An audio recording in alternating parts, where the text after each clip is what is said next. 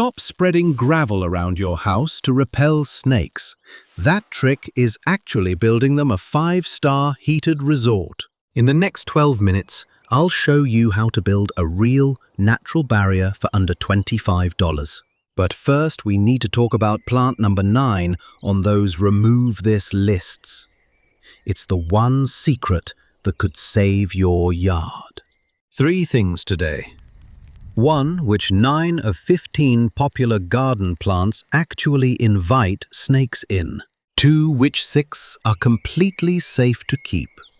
3, the one plant most lists call dangerous that's actually your best natural snake barrier. A 1989 ecology study proved medium rocks aren't a deterrent. They're a 5-star heated resort for snakes. Here's why this works. Most videos guess. We use 7 university studies: Utah State, Illinois, Oregon State, Clemson, and the Virginia Herpetological Society to show you what actually works. A whole weekend audit costs $0 to $25, 12 minutes. Let's start. Grab a pen. We're covering 3 things today. First, plant identification triage, which 9 of 15 actually invite snakes, which 6 are overrated, plus the venomous versus harmless distinction your kids and pets need. Second habitat, cut off the 4 conditions snakes need and the 3 snake prevention tips most videos get dead wrong. Third smart, replace a $0 to $25 weekend audit plants with actually verified mechanisms plus the cat plus structural combo. Honest limit upfront. There's no magic plant, just a stack that works in 12 minutes. Layer 1. Plant identification triage. Most snakes in your garden videos just list 15 plants and tell you to rip them all out. That's lazy advice. The real picture is this: only 9 of those 15 actually create the habitat a snake needs. The other 6 are overrated, and 1 of them is actually working in your favor. Let's start with the 9 that are real. Number 1, English ivy. Number 2, Liriope the monkey grass. Number 3, low-spreading juniper, not the upright cultivars. Number 4, Pampas miscanthus and feather reed grass. Number 5, Pachysandra.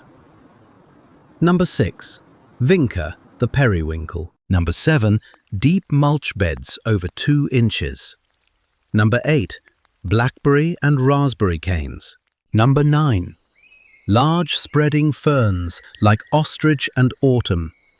9 plants, 1 mechanism.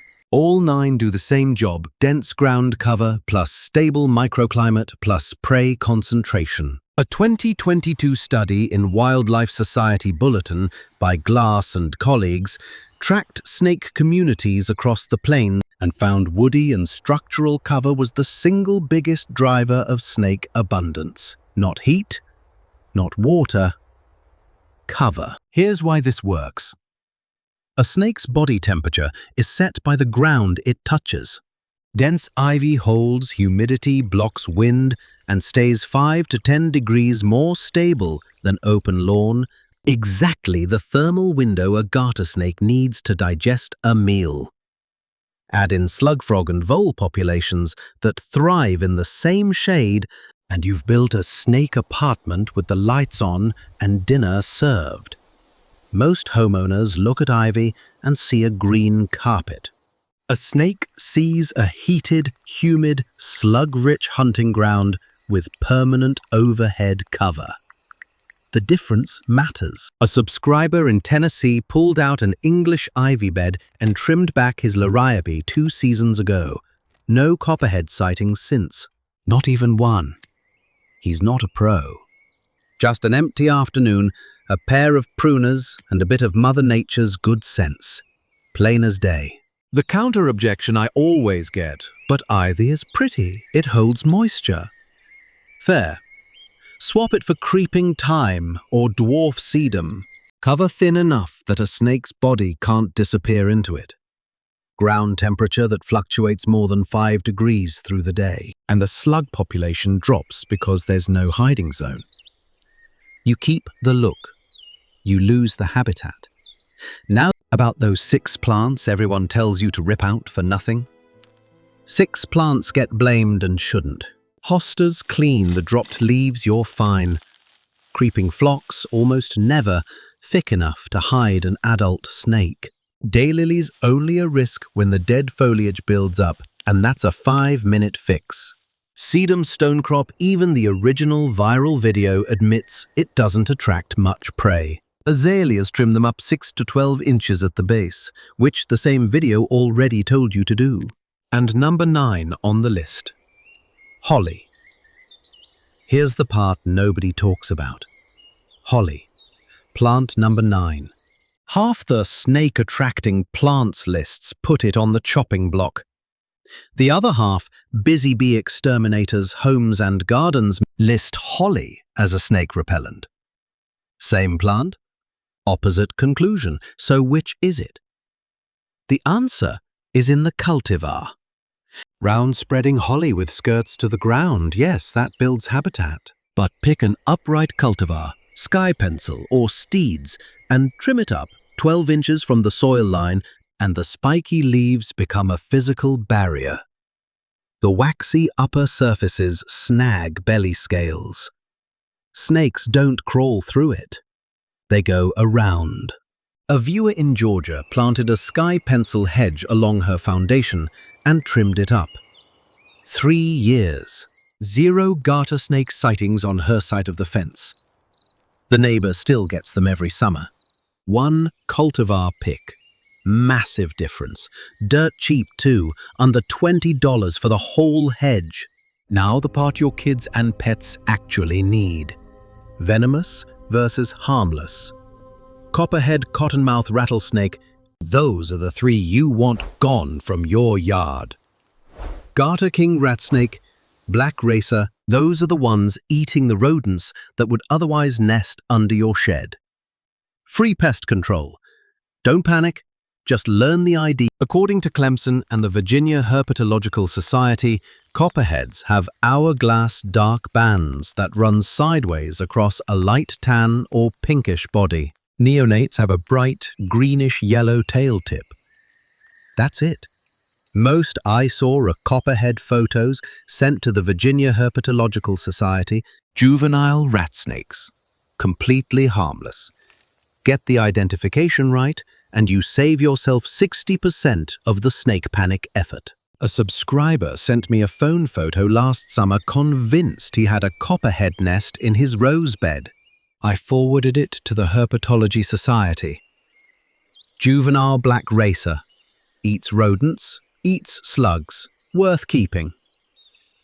He kept 6 feet of distance, didn't touch it, and the snake moved on within a week.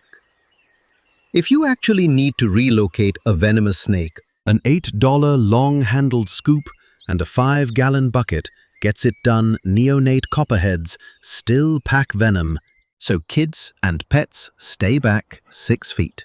No exceptions. If you can hold a broom, you can hold a scoop.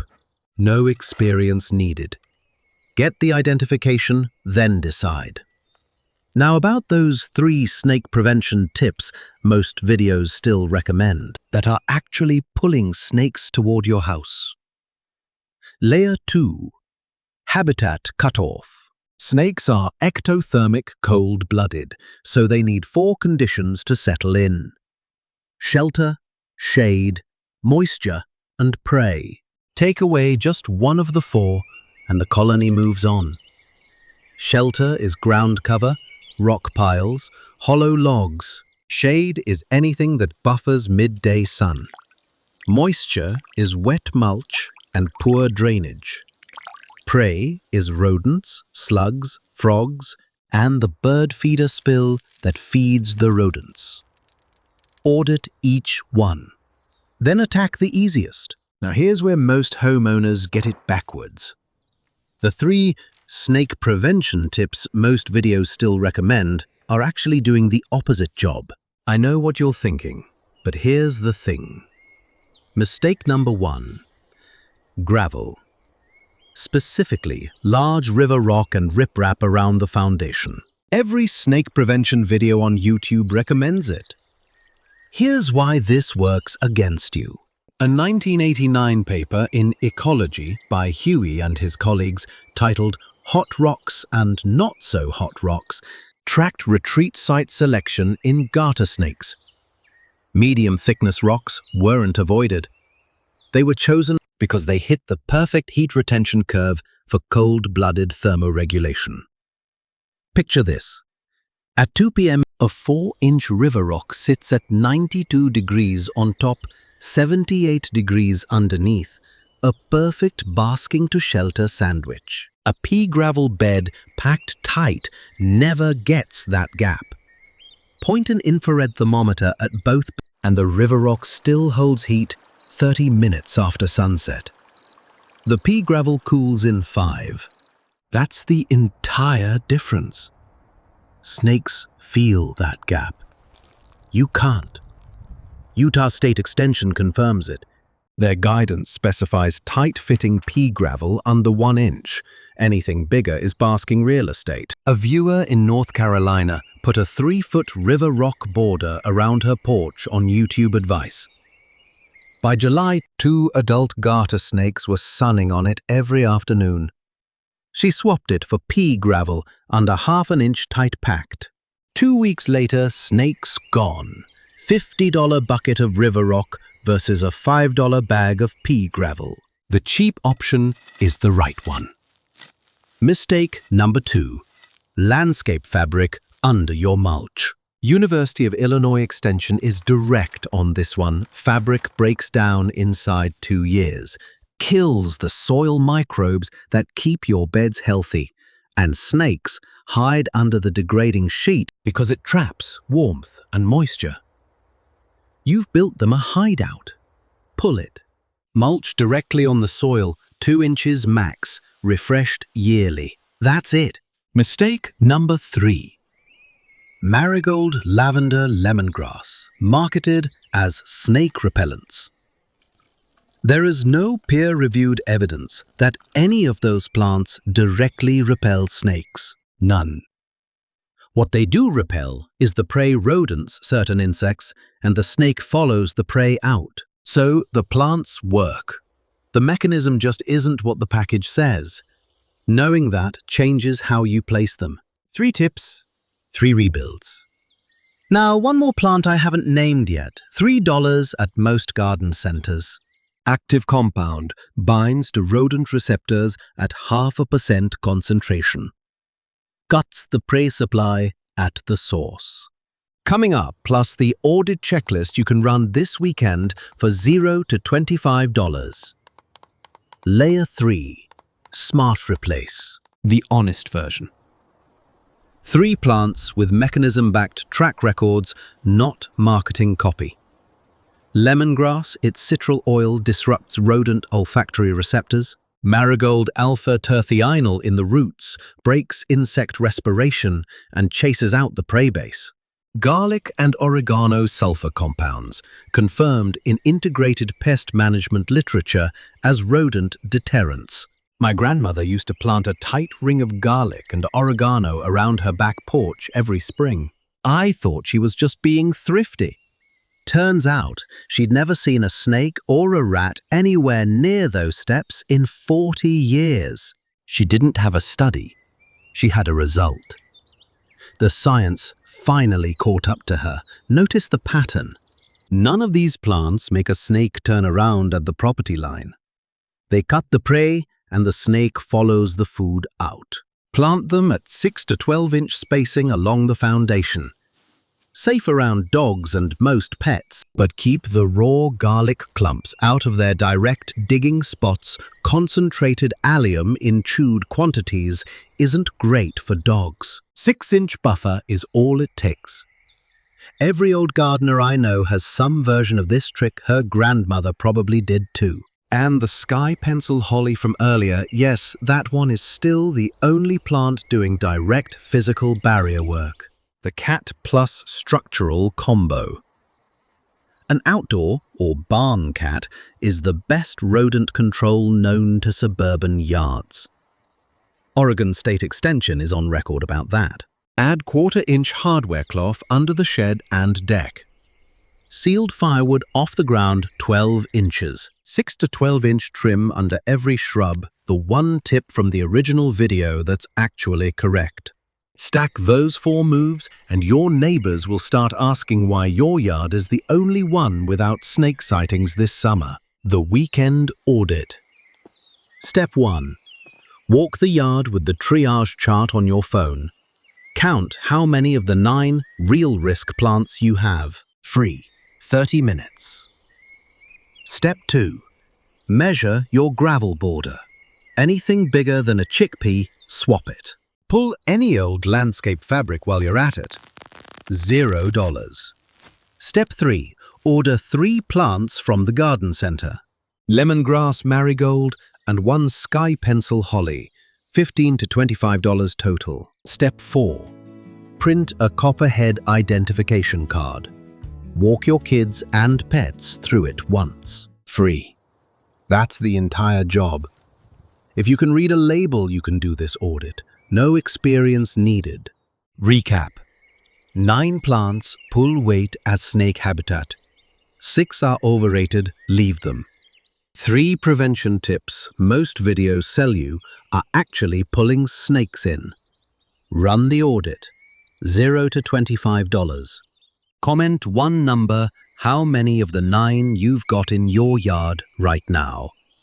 I read every comment and reply to the first 50 with region-specific advice. If this worked for you, the first link in the description below leads to the one video I'd want every new gardener to watch next about natural pest control. Happy gardening!